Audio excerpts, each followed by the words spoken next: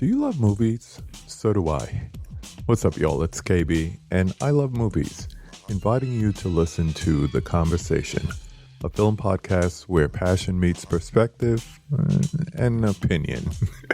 From the old school to the new, I invite a guest on to discuss the movies that thrill us, challenge us, break our hearts, or even blow our minds.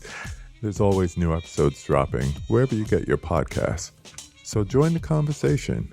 We don't just watch movies. We love talking about them too. The Conversation with KB Loves Movies, a part of Someone's Favorite Productions podcast network. Hello, this is Chris Haskell from They Live by Film. For those that don't know us, Adam, Zach, and I, we built a podcast over the last 2 years that's a combination of film discussion from 3 very different perspectives, as well as industry interviews with the leaders in boutique Blu-ray and 4K community. We started with Deaf Crocodile, but over time we've been lucky enough to speak with Arrow Video, Severin, Mondo Macabro, Vinegar Syndrome, Radiance, Indicator, most of the OCN partner labels. It's been a blast. You can find us wherever you podcast, and also actually recently as part of Someone's Favorite Production podcast network. We hope to see you online. You Daddy. Bitch!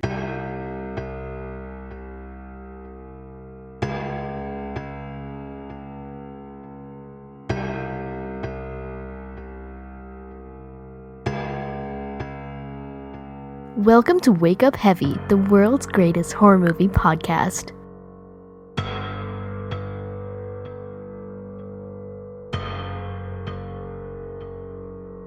Hello, and welcome to Wake Up Heavy, Recollections of Horror. This is Mark Begley, your host, and today I am diving back into the Why Didn't I Rent This series. It has been just 1 week shy of a year since the last one on The Cinder, and I actually thought the last one had been done pre-pandemic.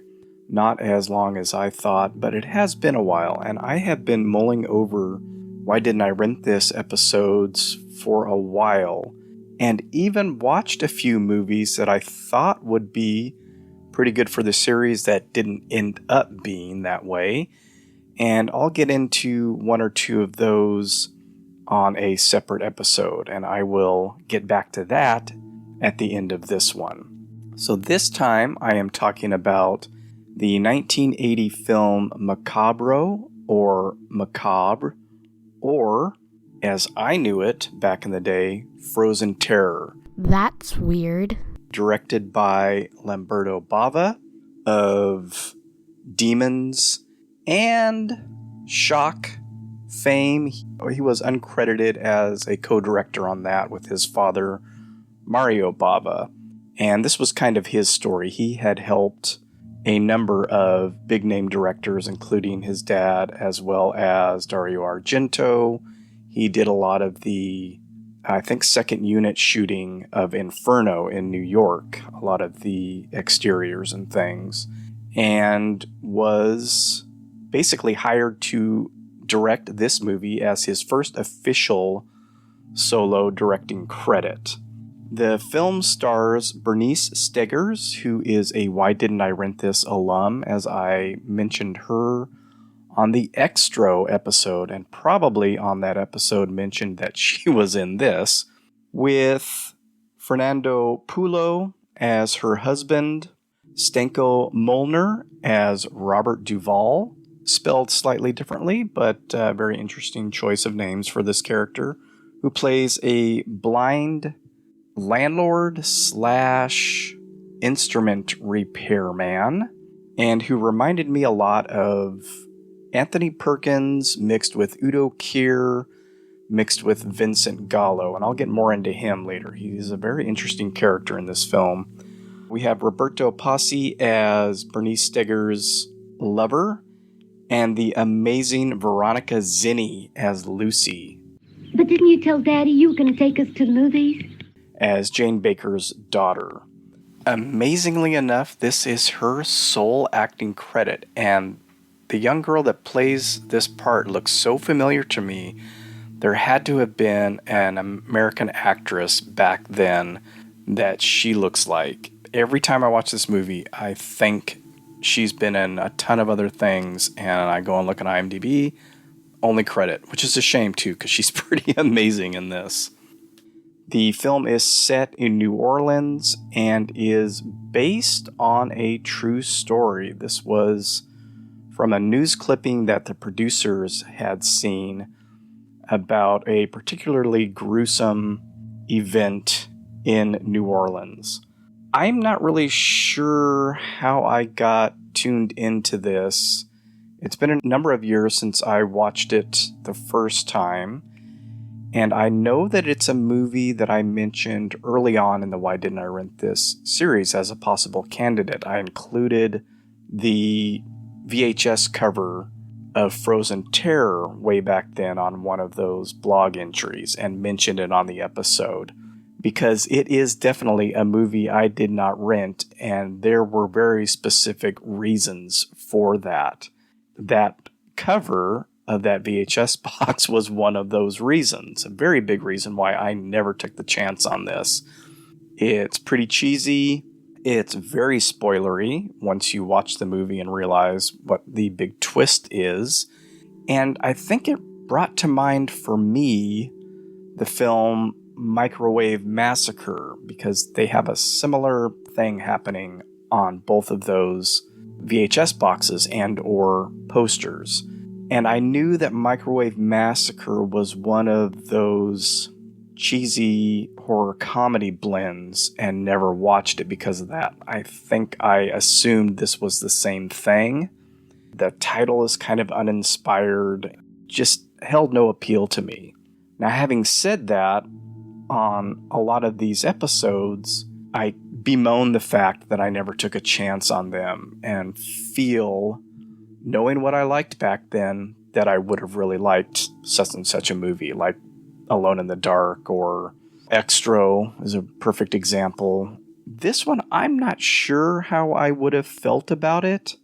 I think there's enough odd stuff happening to where it would have wormed its way into my head. There are some continuity errors that end up making the movie not make a whole lot of sense, and I kind of liked that stuff. I liked being thrown off by a film. Plus, it goes into some dark areas. This is where I wonder, would this have repelled me, or would it have fascinated me? I don't honestly think it's something I would have rented on a regular basis, like Phantasm or Tourist Trap, but I think it probably would have stuck in my head and may have ended up being a movie where I thought, what was that? What was that movie where this happens? What was that movie where that happened?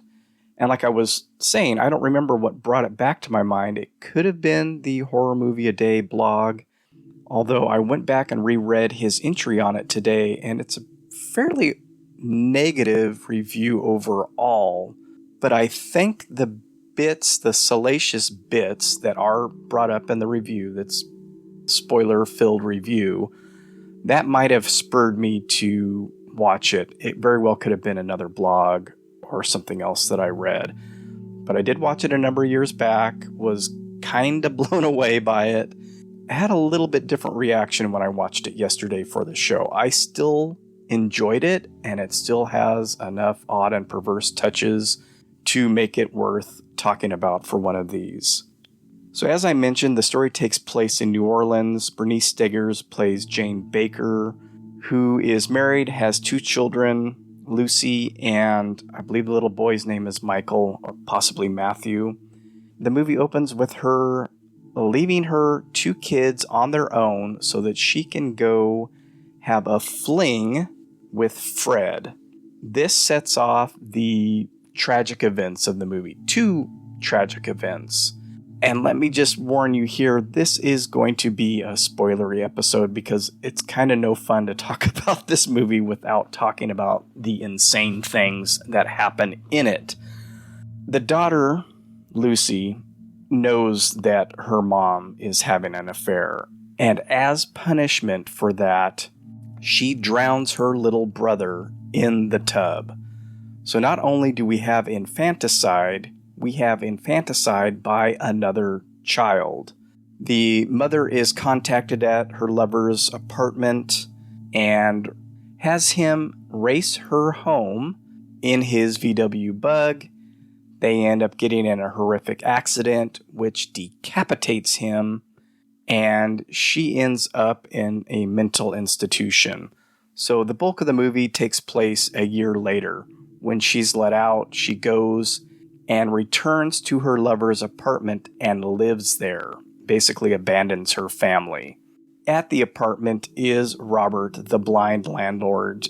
Early in the film, it's his mother's place, but in this 1 year interim, she has passed away, so he's now in charge of the building, and apparently there are no other tenants there except her. He's held this apartment for her. It is in exactly the same state as it was a year prior. And so Robert is this interesting character, blind, which I think is supposed to add some tension here. It's kind of convenient so that he can't see what's going on and what she's doing, which is sort of the big mystery of the film. Lends him some sympathy.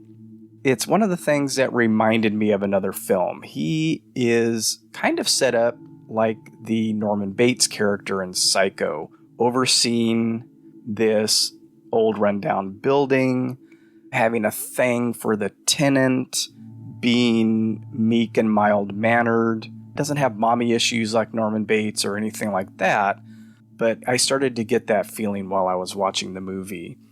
The performance that Stanko Molnar gives is actually pretty good, and a lot of times that pretending to be blind bit, it can be mishandled, and I think he does a decent job of it. The other movie that I was reminded of yesterday while I was watching this, and I didn't even make this connection the first time, it reminds me a little bit of the setup in The Haunting of Julia, where we have a child being killed and then the mom spending a good amount of time in a mental institution, leaving the institution and moving out on her own, which is the setup in The Haunting of Julia. From that point, they go in very different directions, but I thought, oh, that's interesting. I wonder if that played a part in this, the writing of this script with these guys. And then I started thinking beyond movies even, and how this film plays out like a Greek tragedy. We have child murder, we have a child killer, we have adultery, we have necrophilia, we have cannibalism, we have a blind character. That's pretty heavy in Greek, not just tragedies, but Greek myth. A blind character who's too good to be subjected to the evils of this world. Even though this movie has a, what I would call, languid pace, and that is one of the major criticisms of the film, is that it is slow and borders on boring. We get numerous extended scenes of people doing very mundane things. Robert cleaning up his apartment, Robert making Campbell's soup, Jane walking through the city, Jane going to the gravesite of her son, or of her lover, I think, actually, not even of her son. Definitely feel like it's padding, and if it had been trimmed up by about 10 minutes, it would work a little bit better, but that pace started working on me, and I started feeling like I was watching a Southern Gothic or even a melodrama that had these perverse notes in it, brought on by this mystery. And so the mystery is, when she moves back, Robert is obviously smitten with Jane. She teases him along throughout the movie. He hears her every night and assumes that she is making love to somebody, that somebody has snuck into the building and gone up to her room. And this is sort of where his blindness plays off in the plot. She's constantly saying the name Fred and moaning. It sort of doesn't work as a diversion, because the other mystery is what's in her freezer, which granted, Robert doesn't know about, but we do. So having him think that there's people coming in is really just for his character. We know that no one's coming in. They kind of try to fudge it a little bit a couple times. It's very obvious that no one's coming in. It's very obvious that she's pleasuring herself while thinking of her dead lover. But it leads to Robert setting up a trap to catch somebody coming in, and that's just not what's happening in the movie. The few things that, other than the languid pace, that can probably bother people are the really bad accents. With Mother gone and everything. Does that mean there's no electricity upstairs either? That the voice actors use. This is dubbed. They were speaking English, as is the case in many Italian films. The native tongue of most of these actors was not English. Bernice Stegers is British, so obviously she understands and speaks English, but I believe she's dubbed, and they all have this kind of twangy southern accent, especially the daughter Lucy. Am I the one who's crazy? What about you and that thing you keep in the freezer? You call that normal? This is one of those times where it's obviously an older voice actor dubbing her voice. I was also let down that Lucy doesn't figure into this more. Obviously, the little girl is psychotic. She kills her little brother to get back at her mom, which causes this other accident. But that's not really played up. She doesn't seem all that awful in a lot of the other scenes in the movie. There should have been more of her. I think she should have been a little bit more insane. She taunts both her mother and Robert on a number of different occasions, either during a visit or she sneaks in a couple of times, also trying to figure out what this mystery is. And they both come to this conclusion, Robert and Lucy, throughout the film with these different clues. There's even a weird kind of spy scene with Robert and a woman who gets the news article about the accident that caused the death of Jane's lover. I'm not sure why he didn't know about this. He knows she's been gone for a year in an institution, knows obviously that something has happened. They conclude that Jane has kept a portion of Fred's body. That doesn't sound right. This is the big mystery of the freezer, and I'm not going to spoil it 100%, but there is a payoff. We do find out, even though the VHS that I'm using as the image spoils it and all the trailers spoiled it, there is something in the freezer. It's all exposed. Jane goes crazy, and we have one of the most bizarre endings since Pieces. There's a bizarre ending to the film, and then they take it one step further to an even more bizarre climax, and then the credits roll. Those last 10 minutes really make up for some of that slow pacing, continuity errors, and things like that throughout the rest of the film. The movie is currently streaming on Tubi, the greatest free streaming service there is. It does show up, though, on other services. I think it was on Shudder earlier this year or last year. I know it's been on Prime and a few other of my services. Check it out. Don't blame me if it ends up really grossing you out at the end, but bear in mind the transgressive and subversive things that are in it that I mentioned earlier in the episode. Okay, that does it for this Why Didn't I Rent This episode on Macabro, aka Macabre, aka Frozen Terror. There should be another short episode, and this is the new thing I'm going to be doing probably monthly from now on, and I'll get into all that then. It should drop within a day or two of this. Keep your eyes peeled for it. Thank you so much for listening. Have a great day. Stay smart, stay safe, be careful, and don't forget. Anything can happen when you wake up heavy.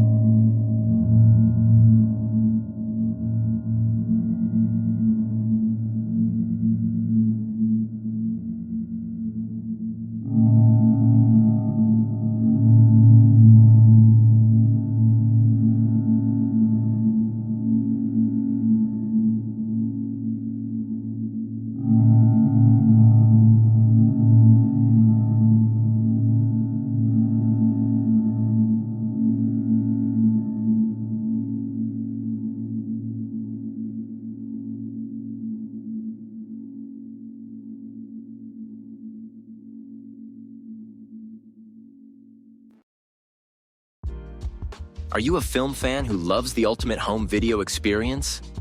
Look no further than The Disconnected. Your host, Ryan Verrill, is your go-to source for the latest and most accurate information on home video releases, exclusive interviews with industry insiders and filmmakers, and has established a thriving community where every film and physical media enthusiast feels welcome. From hidden gems to blockbuster hits, The Disconnected brings you insider knowledge and a welcoming space to share your love of cinema. Watch every Thursday night at 9:30 Eastern, 6:30 Pacific for the live announcements show and follow The Disconnected on social media to stay updated. Subscribe to The Disconnected on YouTube or on the podcast provider of your choice and dive into a world where every movie night is an adventure.